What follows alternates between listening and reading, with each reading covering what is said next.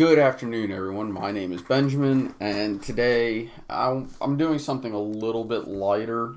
I wanted to see if I could use sports to predict the midterms. This has nothing to do with the Bulldogs winning the national championship. It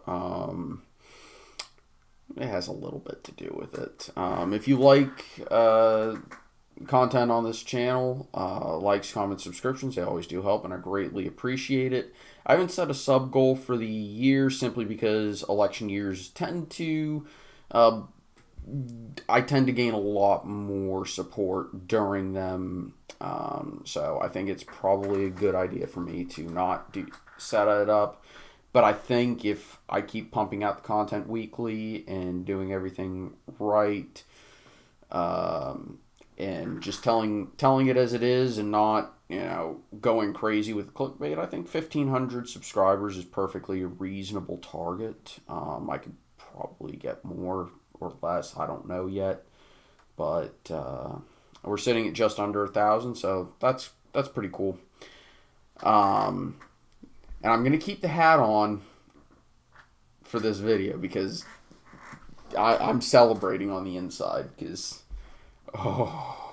it is so sweet to beat Alabama. It is so sweet. Anyway, so I decided to actually see something, and I noticed a trend that since World War One, I know that's a very arbitrary starting point. Normally it's World War II, but there's actually a decent sample after World War II as well. And during, in fact, but I'll also do the after World War One. I noticed that sports teams from Georgia have a lot of championships in years where there's federal, nationwide elections. So, or years immediately preceding. Actually, there's only one case where a team from Georgia won in a year that didn't have U.S. House elections. And that was in 1927. But that immediately precedes the 1928 one, so I'm going to give it a pass, okay? So that's why we're starting looking at the 1920 elections. Obviously, the Republicans won with Warren G. Harding at the presidential level. In the Senate election, the Republicans gained 10 seats, which is a lot.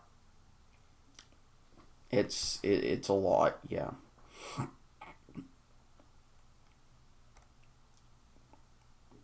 And actually, there was a split result in Kentucky at that level, which is kind of interesting to me. Everything else matched up to the presidential results. And in the House, the Republicans gained 63 seats. There were actually a lot more gubernatorial elections on presidential election years back then. And the Republicans had a net gain of 7 seats there. So, yeah. Republicans sweep. So, let's just keep a note.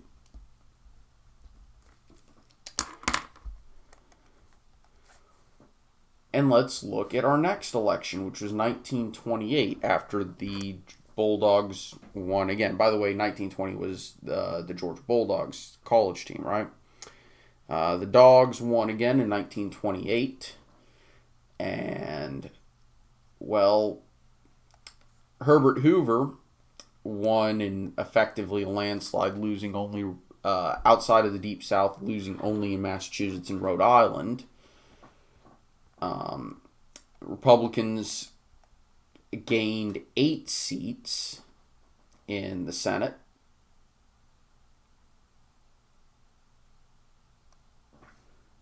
Yeah, I'm trying to figure out where those seats were. 2, 3, 4, 5, 6, 7. Trying to find out where the 8th was.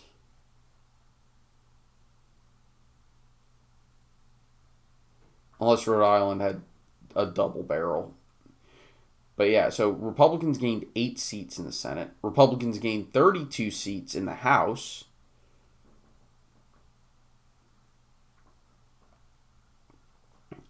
And Republicans gained 3 gubernatorial seats. So another Republican sweep.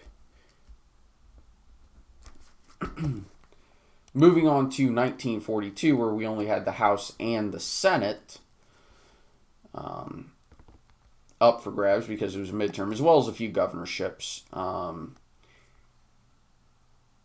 In the Senate, the Republicans gained 9 seats. As you can see, 2, 3, 4, 5, 6, 7, 8, 9. And this was during Franklin Roosevelt's presidency. In the House, Republicans gained 47 seats. However, the Democrats still held control of the chamber, but the Republicans did get a net gain. And the Republicans also gained 3 governorships. So I'd say that's another R sweep. But I'm going to put an asterisk by it because the Democrats did maintain control of both chambers. And I think also they had the majority of governorships at that point. But the Republicans did gain seats across the board. Moving on to 1946.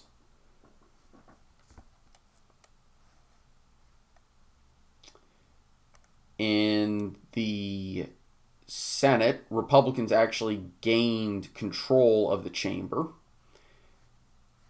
with a net gain of 12 seats. In the House, the Republicans gained control of the chamber, winning 55 seats. They also gained 3 governorships. That's another R sweep.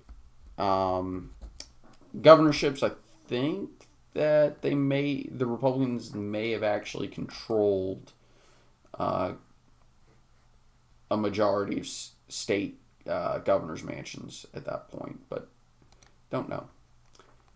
Not off the top of my head. 1968 is a little bit weird, but no, whoops, sorry about that.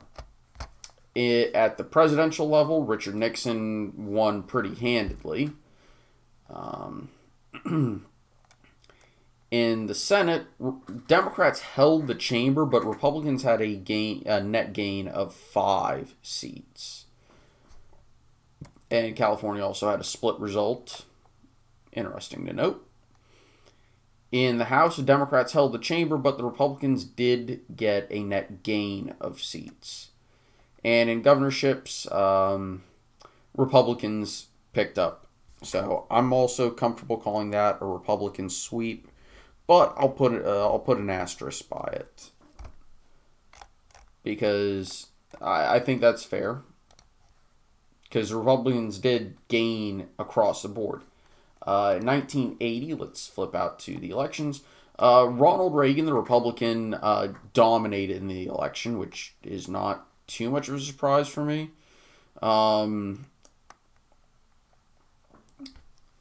In the Senate, the Republicans gained control of the chamber with a net gain of 12 seats. And the Republicans picked up 34 seats in the House. But again, case of Democrats still maintained the chamber. And Republicans gained in governor's races as well.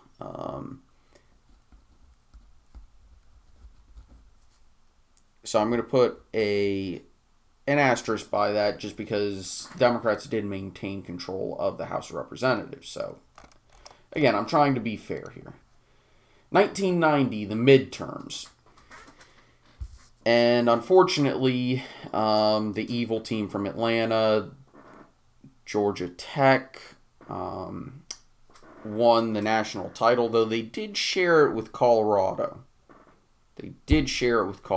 So I'm going with what is claimed in this case, even if I disagree. And there's a reason why you're not going to see me including 1917 in this list. And that's because 1917 college football doesn't count because of World War I. And if any Georgia Tech fans are in the audience, feel free to shut up about it. It doesn't count. Anyway, 1990, the Democrats gained 1 seat in the Senate, holding the chamber. They picked it up in the 86 midterms, if I remember correctly. And the Democrats gained 7 seats in the House, though there was an independent who won in the House. I want to say it was Bernie Sanders. So thank you, Georgia Tech. You gave us Bernie Sanders. And then moving on to governor's races. Actually, I think was net even. 2 seats went to weird third parties. Republicans gained 1, 2, 3, 4, 5, 6. Democrats 1, 2, 3, 4, 5, 6. Yeah. So the governorship was actually a wash, but I'm pretty much content with calling it D win.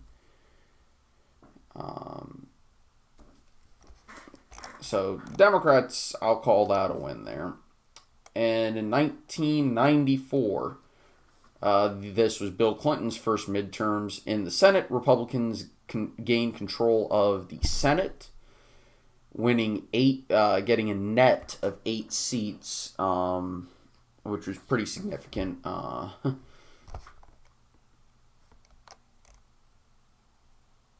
And in the House, Republicans gained 54 seats, gaining control of the chamber, and Republicans gained 10 governor's seats, which,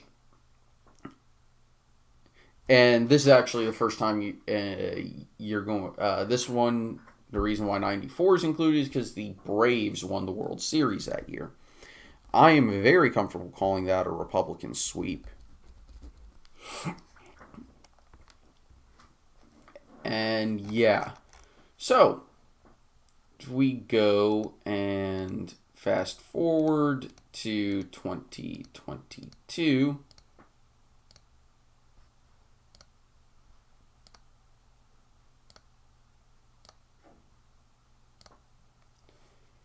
we fast forward to 2022.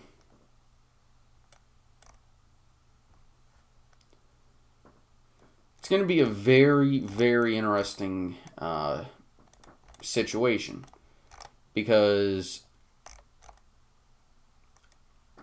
all the House seats are going to be up for grabs, and right now Republicans are leading the generic ballot. In addition, historically speaking, midterms tend to favor the party that is out of power. That also goes for the Senate as well, but Senate elections can be really fluky because not every Senate seat is up for grabs every single cycle.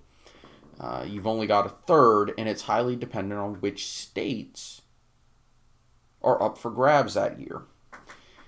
And this year we actually have a pretty neutral map, if we're being entirely honest. There's not a whole lot of pickup ground for either party here. Georgia has the Republicans have a little bit more. Georgia, Nevada, Arizona, New Hampshire being notable ones. The Democrats really can only target Pennsylvania and North Carolina for pickup opportunities. Maybe Wisconsin. You know what? I'll include Wisconsin. So Pennsylvania, North Carolina, and Wisconsin are the only real Democratic pickup opportunities. Everything else is a Republican pickup opportunity.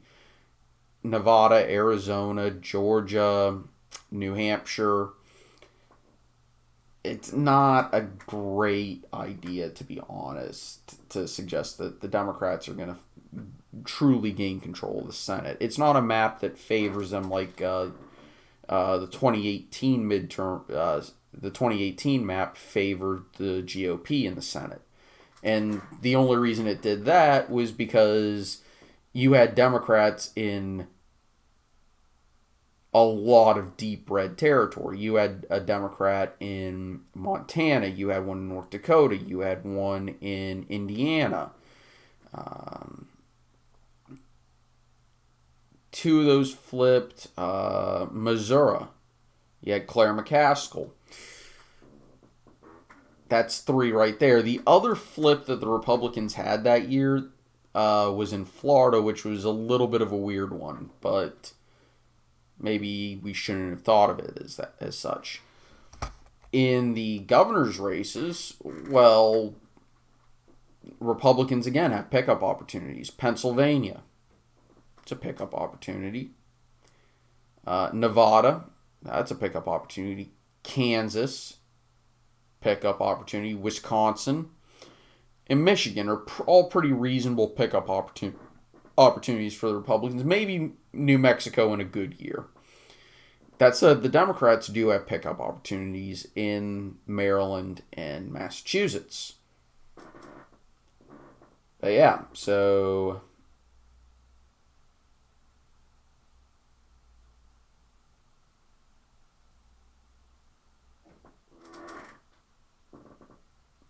it's going to be interesting. But if history is an indicator, without a doubt, if the Bulldogs win, it's probably a good sign for the Republicans. If the Braves win, we only have a sample size of one prior to this, the Republicans win. The only time the Democratic Party has won nationally in the immediate, in the national elections the same year as a Georgia sports team has won a title was when Tech won in 1990. So I've got bad. Now, obviously, this is just a really silly, fun, pointless exercise. I admit that, and I understand why would you be using something like this to forecast an election? Well, there are weird trends. I think there was I want to say it was the Washington football team. They had a string of results where it was like the last home game played before the election. If they won, X party won. If they lost, Y party won. And that held for a very, very long time until I think it was broken by Donald Trump. Or maybe, I think it was broken by Donald Trump. And then there's a few other really weird ones too that surprisingly hold. So it's not as crazy as it seems to find a trend like that and then apply it to the future. Obviously, it's a very flawed situation, and if I look at these, there's very good explanations that have nothing to do with sports for why the Republicans won so many of these and the Democrats only won one. The incumbent president in 1920 was Woodrow Wilson, who was very unpopular, and he was running up against Warren G. Harding, who was extremely popular. And the Republicans had put aside their intra-party differences between the progressives and conservatives, and a more conservative Republican Party came out of that one. There were a few other factors that led to the Republicans having the same steam they had prior to 1912, but it was there's a non-sports explanation. 1928, presidential election year. Coolidge is extremely popular, and Herbert Hoover rode his coattails to the presidency, and the economy was great, and people thought the Republicans deserved another chance. 1942, FDR's midterm year. Third midterm cycle, in fact. and it would actually be his last midterm cycle. 1932 is one of those weird exceptions where FDR actually saw his party gain seats in the House. It was not a Republican wave year. So yeah, that there are exceptions to rules, but 1942 wasn't. It was a midterm year, and midterm years, like I said, tend to favor the party that's not in the White House. And well, FDR was a Democrat, so good explanation there. The same thing applies in 1946.